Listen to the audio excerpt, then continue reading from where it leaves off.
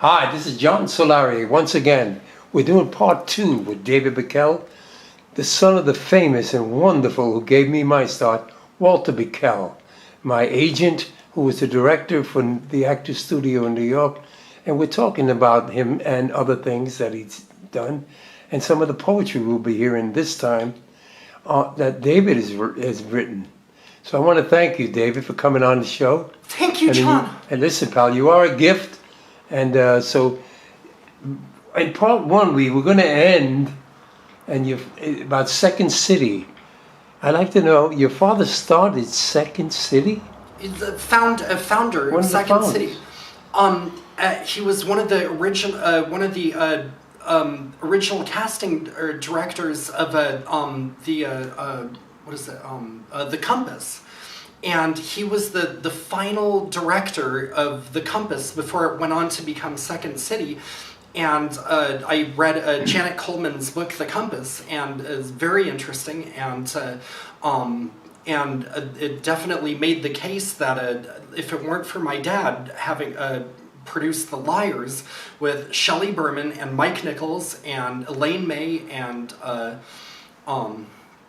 oh, my brain's escaping me. But yeah, they were all together in Severin Darden, and they were all in The Liars. And if my dad had not produced that, I don't think that it would have gone on to become the Second City that it was. My dad sort of brought this very bohemian, tight-knit, intellectual community in Chicago to become this mainstream explosion. And it was through The Liars that happened. And so, as Chuck McCann put it, Chuck McCann recently said, "David, your father is the founder of Second City," and there's quite a case to be made for Chuck McCann's assertion to that, because if my dad had not done The Liars as the final director before Larry Eric at The Compass, then I don't think that The Compass ever would have morphed into a mainstream Second City that it became. Talk about Elaine May and them. I mean, they were.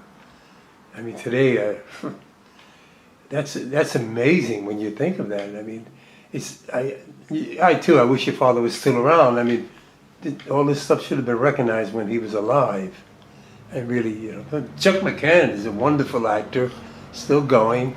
Oh, he's such an awesome guy. He's like, he took me under his wing here in Studio City. Like, he's like, "David, come on over here." And like, so. He used to go to the Sportsman's Lodge all the time. I don't know if they still go there. They used to hold court. Yeah. A whole bunch of them. Oh, sure. Good, yeah. Well, we'll have to get Chuck to watch this. Sure. We'll get it to him. Nice. Now, yeah, Chuck is a wonderful actor, too. I mean, he really doesn't get the credit for being the wonderful actor that he really was. So I know he's known for comedy. Even when the Laurel and Hardy's things, when they do that, it's really, the guy's very talented. And how has he helped you? Well, he's just like, he was like my bridge. He introduced me to Edward Losey. And then through Ed Losey, I heard about the book publicist thing at the Sportsman's Lodge, and so now I have a guy that's helping me to find a top agent and publisher for my writings and stuff like that, and like just in innumerable ways. He's just been an incredibly like father figure to me, and he says, "David, you're like a son to me," and I'm like, "Well, Ed, you're like a father to me," like, and he's just the sweetest guy. He read my entire book, all 350 pages. It's unedited, but he actually read my entire Baby Girls. I was like, oh my god, okay, wow. This was Ed Losey or no, Chuck? Oh, Chuck. And I think Ed Losey read it too, and then like, but then this was all last year around springtime, and then my bird system moved back here, and so I hadn't been out and about as much and stuff. So, but Ed Losey, he always has the pretty women around him. Sure, yeah. Wow. I envy his life. I was seeing him on Facebook, and boy, this guy's got it made. Yeah, he's living the dream. He really is living the dream. Yeah, good for him. So, and Chuck, yeah, well, you keep in touch with him all the time. Who are some of the other people that you wanted to talk about? Well, the other thing I wanted to say about my dad is he completely changed the face of American cinema and of America for like hundreds of years in the future. And I know that sounds like a huge assertion, but if you figure they were going to cast Tom Selleck as Han Solo in Star Wars, and Tom Selleck is very complacent, he's happy with the society, the system, the way it is. Harrison Ford is not. Harrison Ford is very rebellious, standoffish, and that was my dad that got him in that. If my dad hadn't gotten Harrison Ford the meeting with Fred Roos, and Fred Roos's shrewd maneuvering got him in with George Lucas and into American Graffiti and stuff, there would have been no Star Wars. I mean, it would have. I mean, without Harrison Ford, Star Wars would have been. So, yeah. I mean, it would have been Tom Selleck as Han Solo, and that would not have made the grade, I don't think. Yeah, that's a lot of people don't know that. Really, that's a great inside story. And nobody liked Harrison Ford. My dad was the only guy that liked him. My dad called up Fred Roos and he says, I have someone here who's very interesting. You should meet him. And so when Harrison Ford got the meeting with Fred Roos, they just sat there and stared at each other. And Harrison Ford didn't say a word. He just sat there and stared at Fred Roos. And but Fred Roos, the kind of guy that liked that, he wasn't put off by that. So he was like, I gotta get this guy in with George Lucas because he's got some cool stuff coming up, and that's. But that was yeah. That's interesting that they just sit there and not say anything. I'm thinking, it's like, who's gonna blink first? Yeah, I guess. Sure. Sure. So so Harrison Ford won.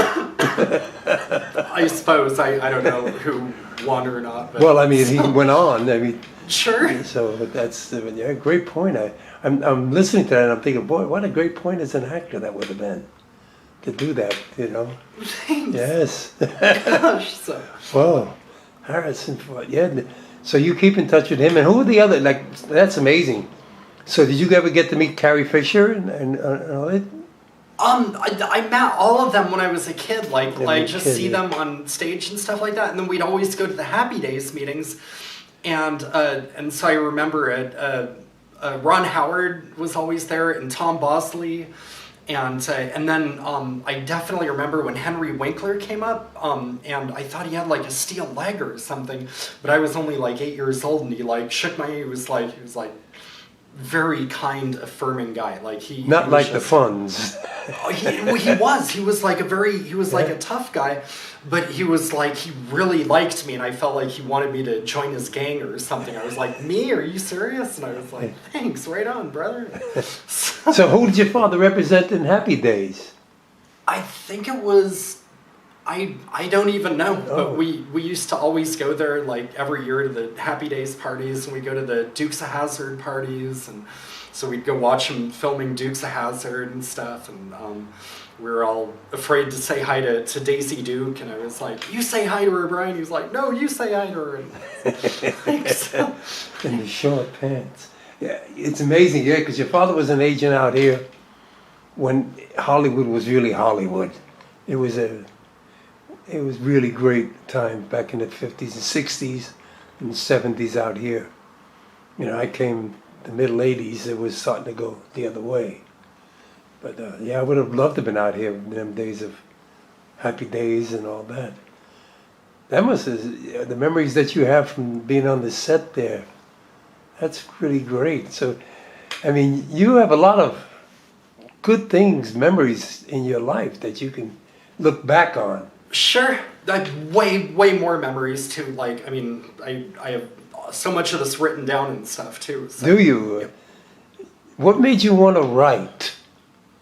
Ever since I was a kid, I just loved to write, and so I'd write these long escape stories where me and my friends would get lost in Canada, and there'd be Randy the rabbit, and then a pack of wolves would save us because we'd be starving to death, and then this one wolf would come trotting up and lead us to where they'd gotten a caribou, and then we'd have food to eat, and so the wolves would help us, and we'd find like this nice farmhouse, and people in Saskatchewan, they'd welcome us in and give us a dinner, and like me and all my best friends in Thousand Oaks, like we'd get lost in Canada, and that was like one of my stories, and it was like 400 pages or something, and so I just always was into writing, and my father always encouraged it, and he was like, David, this poem you wrote is incredible. I brought this to my office, and my friends, the clients were like, oh wow, I can't write like this, and I'm like 50 years old, and this kid's 8 years old writing this, and so my dad always encouraged me. He was very encouraging, very like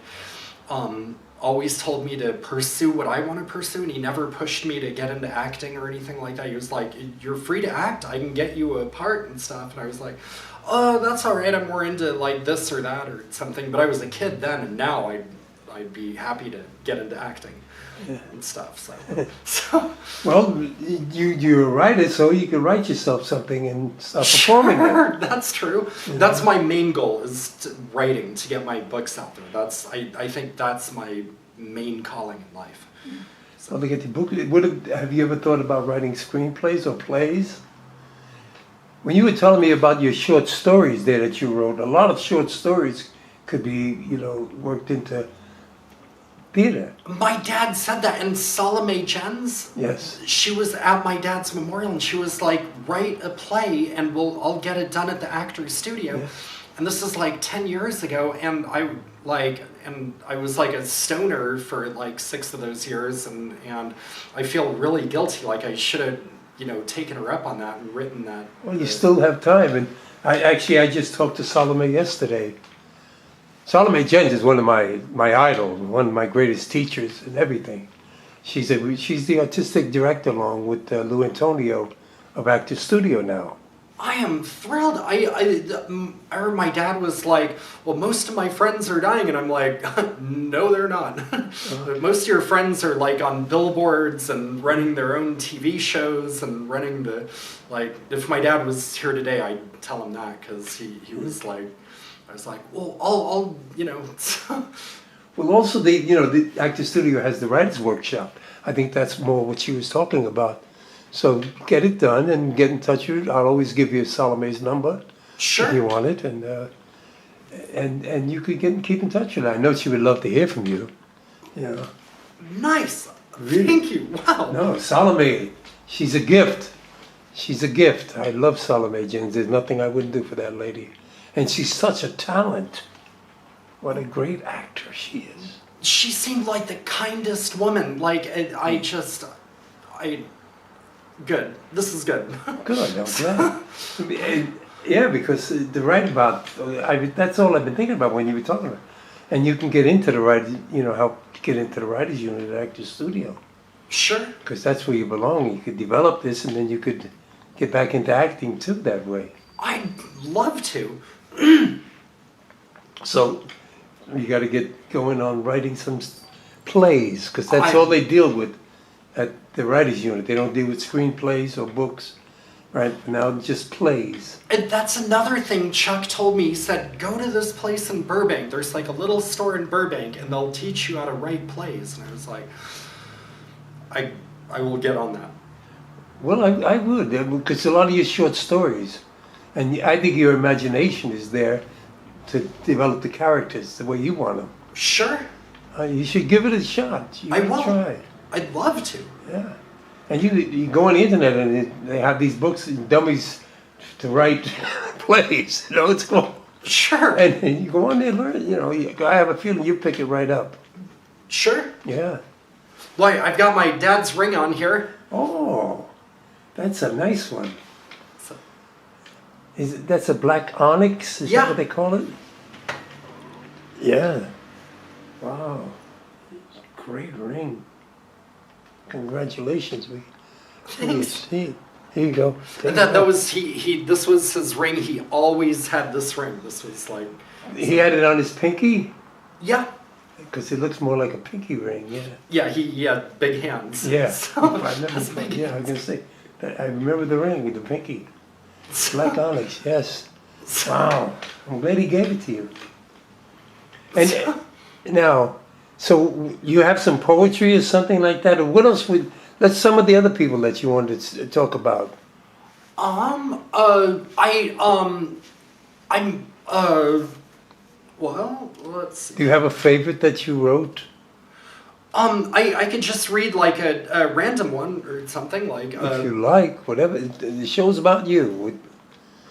Ooh, maybe. Okay, here's Jay Leno. He had this band on his show 4 times in 1 year, and they're our personal friends, Vintage Treble. And these guys are so awesome. And Ty Taylor and Derek Ferguson and Rick Barrio Dill and the electric guitarist and the drummer, like all 4 of them are super talented. Like, I mean, these guys are just phenomenal. Every single one of them. What's the name of the band? Vintage Trouble. Vintage Trouble. Okay. And so this is one of the poems I wrote for them. And they're our personal friends. And the fact that Jay Leno had them on 4 times in 1 year. And I know Ed Losey and Chuck McCann were like very upset that Jay Leno was quitting, and they were saying like Hollywood's selling out. And I know Ed Losey is very upset about the Oscars and some of the people that they left out that last night. Yeah, well, I even read, even a friend of mine, she was talking about how in the memorial they left out Ralph Waite and others. And the memorial they left a lot of people out. Francine York, that's who I was talking about. I don't know, you should friend her, but... I'd love to. And before we get into your poem, speaking of the Oscars, did you watch it? I need to see it. I was not able to see it because we don't have a TV, but I tried to go check it out and stuff like that because it's right across the street, and but it was like blocked. It was like the Kremlin. I mean, there was no way to get in there, and it was under siege or something. But I want to watch the Oscars because I'm interested in finding some people who want to come and talk about, like with Ed Losey and Chuck McCann, the people that they left out. I thought it was a little bit politically correct. The Oscars are turning into that, more than talent. I really believe Bruce Dern gave a wonderful, brilliant performance in the movie Nebraska. But anyway, let's get your poem that we could talk about. Oh, sure. So Vintage Trouble that Jay Leno loved, and they were on Letterman too, and then like they opened up for The Who and the Rolling Stones, and I go, Vintage Trouble. What always marked true artistry in music to me is that what comes next is so often unexpected, and that is what they were tonight. And that first song that came on like a firestorm suddenly erupting out of nowhere on a calm, normal day, the wild, fantastical twists and turns the music take, each time defying what I expected, common sense would dictate the next note beat utterance would be.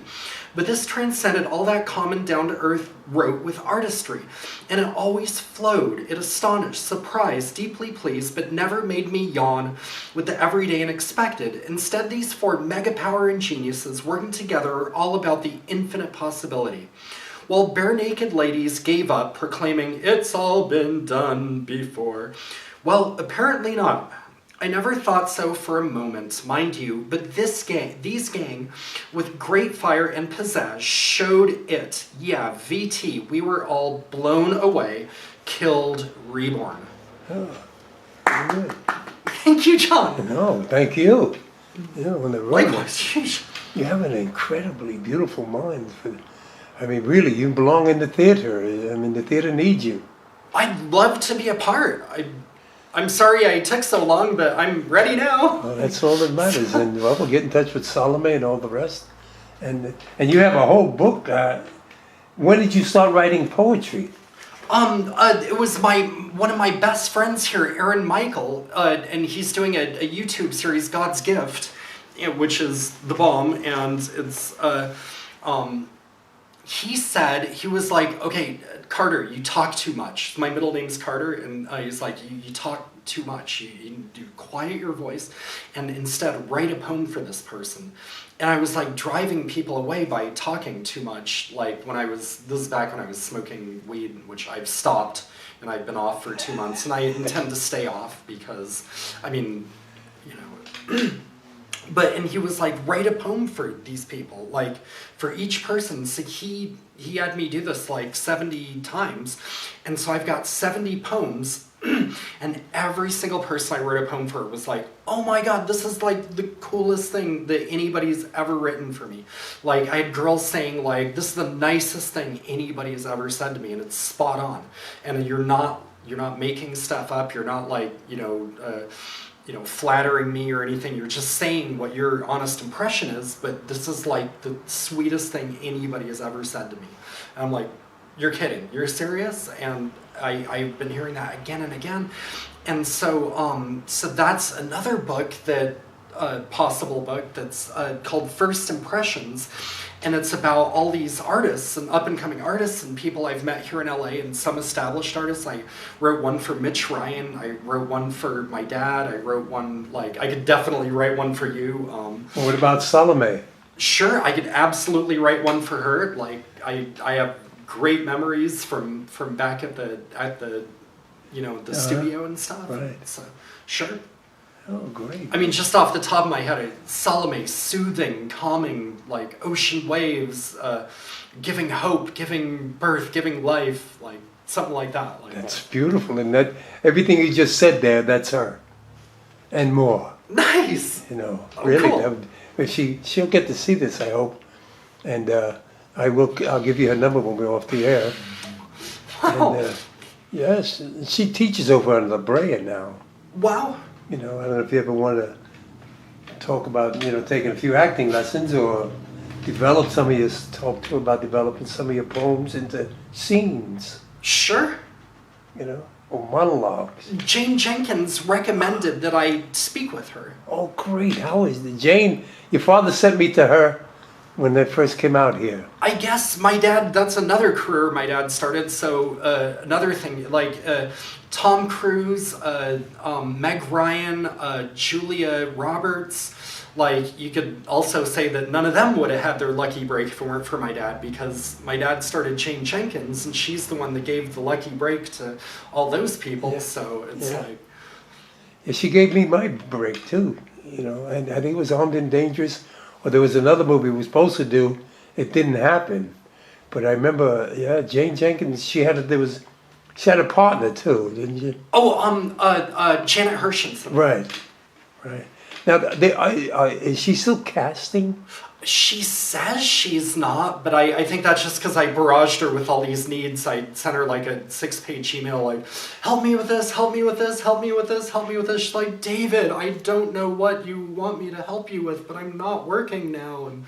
And then, but she sent me to Iris, and Iris Rayner Dart, who wrote Beaches with Bette Midler, got me in touch with a fantastic shrink in Sherman Oaks, Dennis Palumbo, and he helps writers, and I only had 2 sessions with him so far, but his encouragement has been very helpful and instrumental to me. That's great. So. When you talk to Jane Jenkins again, please give her my best. Sure. And ask her to go look us up on Facebook, and she'll be or YouTube, and she'll see this. Sure. Yes. We need Jane Jenkins back there casting. Right? Yeah. She was one of the best. And a lot of careers she started, Yeah, and thinking that, great, I'm really glad. And this writer shrink that you're going to, that's wonderful to help you. So you really are involved in really pursuing what you really want to do. Sure. Which a lot of people don't, to the extent I've noticed just by meeting you and listening to you, how much you really want to succeed. Thanks, thank you. Now, does that come from your father, and where do you think this drive comes from? Well, if it weren't for my dad, I mean, I have him to thank for like everything. I could never express how thankful he provided me with all the opportunity, all the encouragement. That's really important, the encouragement that he gave you. That's really, really important, and I really respond. Do you keep in touch with Sharon and DeBoer? Oh, Sharon DeBoer? Oh, Yeah. yeah, like weekly. We talk every week, pretty much. So. Because she was so happy that you were coming on to talk. And I'm friends with Sharon Farrell now, too, because she, Yes. like, we're Facebook friends now. So. Yeah, Sharon, yeah, well, she did a lot of my shows. She was on a lot of the shows. Gosh, that's... Yeah, you see them on YouTube. Sure, I saw one. Yeah, she was, because she was like my co-host. And she wants to come back. I almost asked her to come over today, but I really wanted to talk to you this time, alone. And then maybe next time we get you to come on, you know, I'll invite Sharon, and you can, and because she comes from the era of your father, worked and all of that. So it'd be really interesting. Sure. Oh, I love that. And then Alyssa Eaton, too. She's another friend on I've made through Facebook. And she wrote, yes, Hollow. Too old to be a hooker, too young to be a madam. Yes. And then Sue Wong is another friend on Facebook, and she's like, you know, the costume designer and stuff. Yes. But Elisa, she just produced it, and it's coming out soon. I know she just did the show about, you know, the hook and hook, about Jean Harlow. Sure. So that's going to be really good. I've been asking her to come on to do the show and talk about it, but she wants to wait. I don't know. But yeah, I'm glad you're friends with them. Who are some of that you keep in touch with the most on Facebook? Well, and then since moving back to Los Angeles, like there's, it's really cool because I got like these crews of friends. Like there's the Soapbox open mic group in Encino and Sherman Oaks, and they were like my first group of friends. And then the improv class at the LA Connection with Kent Scove and all my classmates, and then the So Funny It Squirts and the Stranger Than Fiction and Temporary Insanity. They're different improv groups and our improv. If you really want to get involved in improv, look up my cousin Camille Solari. I'd love to. On Facebook, she does a lot of improv, and she does stand-up comic. You know, it's my name, but it's Camille is her first name. Sure. Our friend. It's hard to get friends with her, but Camille Solari, and you'll see it on here when you see it. I'm not allowed to send friend requsts for 30 days because well, she's always overbooked, but I think she has a like. But what I'll do is I'll send you her email, so you can get in touch with her. Thank you. Yeah, because she's also a director, producer, and she could help you a lot with your writing, and she's a really good person to know out there. So what we're going to do, David, is there any closing? We can find you on Facebook. We have a couple minutes left, and I was wondering if there's anything you wanted to say before we end this show. And then Erwin Zucker, the head of the book publicist of Southern California, I'm hoping that, like, I'm working with him a lot, and he got another interview for me today with some radio thing in Kansas and Texas, and so I'm hoping he can help me get a good agent and publishing firm in New York and stuff. I just want to make sure that the Baby Girls, which is like ultimate story and would definitely sell and has legs, very entertaining. I don't want this story to fall through the cracks, so I am ready to do everything it takes to make sure that this book gets out in the mainstream. Well, this will help. I hope we'll get it out there and let people know what you're about. And Sean, thank you. No, don't thank me. Thank you. I want to thank you for coming on, and I want to personally thank Sharon DeBoer for encouraging me. This guy is wonderful. You got to talk. You got to have him on. She's my godmother. Sharon has always been my godmother. She loves you very much, and I care very much about her. I mean, she's a gift, and I'm very grateful. So, David, I want to thank you for coming on The Method Actor Speaks. And once again, folks, if you want to come on the show, just let us know at 818-453-0069 or The Method Actor Speaks at gmail.com. And you can get on me Facebook. So once again, David, thank you, my friends.